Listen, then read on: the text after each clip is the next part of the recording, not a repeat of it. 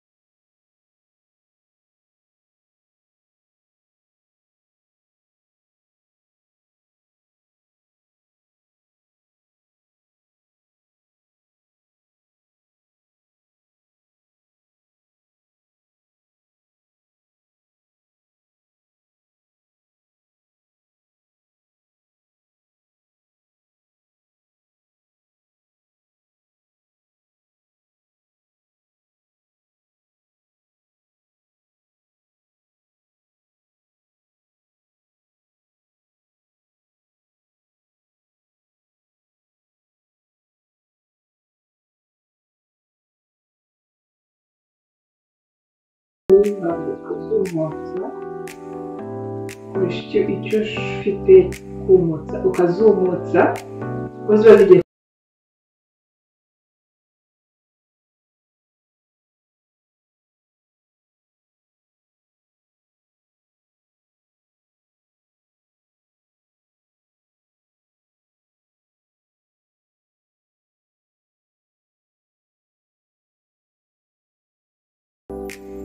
amavuta biba byiza iyo uzishyizemo amazi kugira gutya.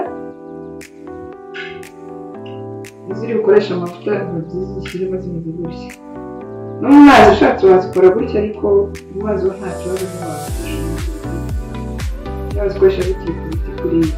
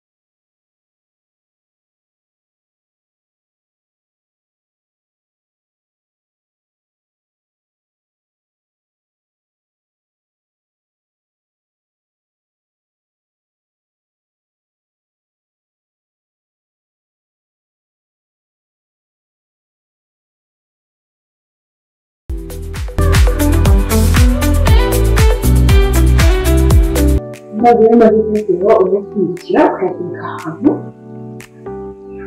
ukayareka akabanza agahora.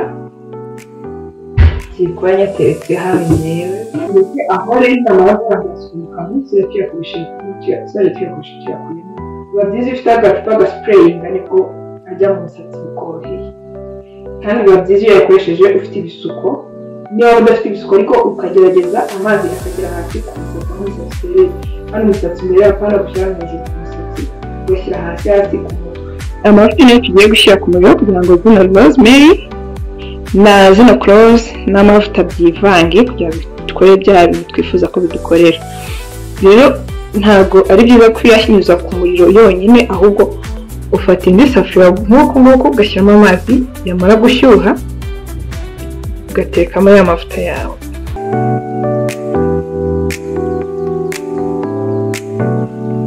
Ukoresheje kandi agasafuriya ko nta kintu nari mfite cyo gushyiramo, ariko ubaye ufite nk'agasorori k'akuma niko wakoresha, niko byakorohera kuruta ko wakoresha isafuriya.